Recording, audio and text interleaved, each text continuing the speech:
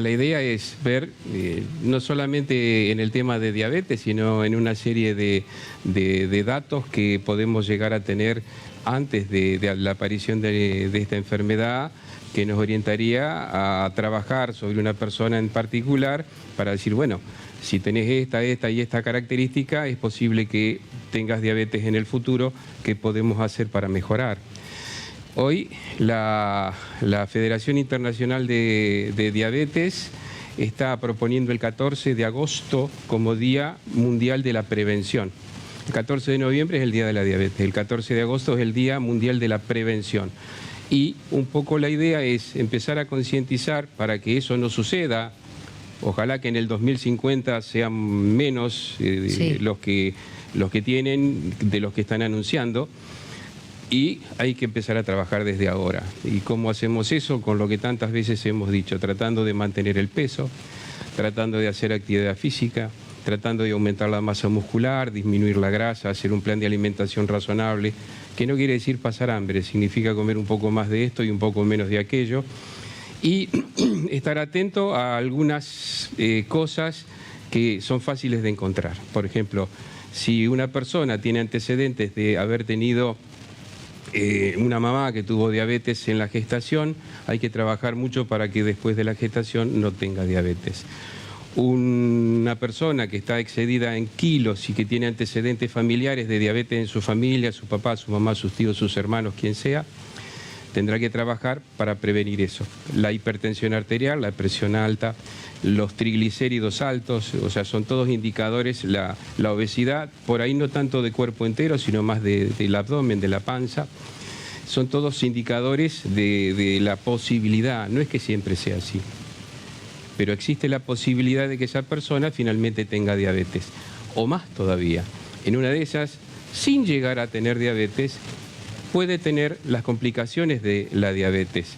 Y eso se está viendo. O sea, gente que tiene lo que se llama, no sé si muy bien llamado prediabetes, porque habla como que sí o sí vas a tener la enfermedad y eso no es así. Gente que tiene esa prediabetes, esa tolerancia a la glucosa, al azúcar de la sangre que está un poquito por encima de lo normal. ¿Eso es lo mismo que la resistencia a la insulina, doctor? No es lo mismo, no es lo mismo. En este grupo de gente que tiene prediabetes, por ahí podés tener problemas vasculares, infarto de miocardio, problemas, accidente cerebrovascular, problemas arteriales en las piernas, problemas en la retina, o sea, las mismas complicaciones que se ven en la persona que tiene diabetes, pero antes, cuando el azúcar apenas empieza a subir. El tema de la insulinoresistencia es algo que habría que aclarar un poco. Está bueno, porque llega gente al consultorio y te dicen, doctor, yo me vengo a tratar porque tengo insulinoresistencia. Ajá, decís vos. Bueno, ¿y cuál es el motivo? Bueno, le hicieron unos análisis, le hicieron dosaje de insulina, la insulina le dio alta. El dosaje de insulina es algo que no tiene mucho valor, porque uno se puede manejar con las cosas que ve en el cuerpo de la persona sin necesidad de hacer ese tipo de análisis. Si la persona tiene obesidad, más de la pancita. Si tiene una cosa oscura en el cuello que se llama acantosis, si tiene como verruguitas en el cuello, si tiene un cuello ancho, si tiene el antecedente familiar, si tiene los triglicéridos altos, uno ya sabe que tiene insulinoresistencia, que tiene resistencia a la insulina. La mujer que tiene ovario poliquístico tiene resistencia a la insulina. O sea, no hace falta pedir el análisis de a ver cuánto tiene de insulina. Incluso es un análisis que tiene mucho error. Hay mucha gente que puede tener insulinoresistencia. La gente con sobrepeso en general tiene insulinoresistencia. ¿Van a tener diabetes? No, no necesariamente. Hay un montón de gente que se muere viejita, gordita, insulinoresistente de toda la vida y sin embargo nunca tuvo diabetes.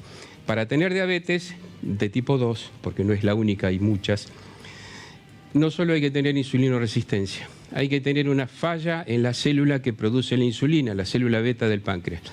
Si no existe eso, que habitualmente es una condición genética, se hereda, por eso es importante el antecedente familiar, si no existe ese antecedente, no necesariamente vas a tener diabetes. Entonces, la insulinoresistencia y la claudicación, la falla de la célula que produce la insulina, que es algo que en general traemos predeterminado desde el nacimiento. En la genética, doctor. En la genética. Cuando tenemos este tipo de temas, surgen enseguida muchísimos mensajes, ya vamos a ir con ellos. Le quería preguntar, me parece interesante lo que decía usted de las edades. Generalmente cuando se habla de hipertensión arterial o de diabetes, se piensa en personas mayores o enfermedades que, bueno, están relacionadas a la adultez mayor. ¿Es un error? Sí. Hay que pensar también en los casos. Eso es un error. Personas menores. Por frecuencia, uno diría, cuanto más añoso, cuanto más gordito, cuanto más antecedente, más probabilidades hay de tener diabetes. Pero hoy, en pediatría, los chiquitos, los adolescentes, los adultos jóvenes que tienen las mismas características, tienen la probabilidad de tener diabetes. Incluso en los chiquitos está descrito que la falla de la célula que produce la insulina, en caso de haber insulinoresistencia y una serie de antecedentes, se da más rápidamente que en el adulto.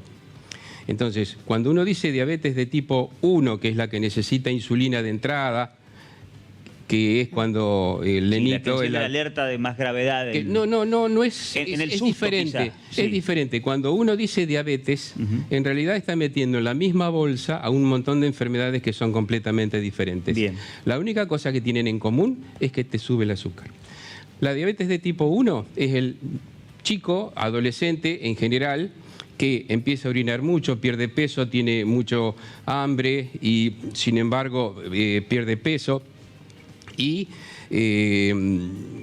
la familia se da cuenta de que algo pasa, lo lleva al médico y tiene el azúcar alto. Eso se trata con insulina de entrada. Bien. Es una enfermedad en la cual no hay insulinoresistencia, en general son delgados, puede haber gorditos, pero en general son delgados, que le falla la célula beta por una cuestión inmunológica. La célula que produce la insulina es inflamada por distintos anticuerpos, el cuerpo reacciona contra el propio cuerpo y deja de producir insulina. Y hay que ponerle insulina porque si no, progresa mal. Hay que tratar de mantener un peso sano, un peso adecuado. No es que tengas que estar absolutamente flaco. Fit. Pero si tenés 100 kilos y bajaste a 97, está muy bueno.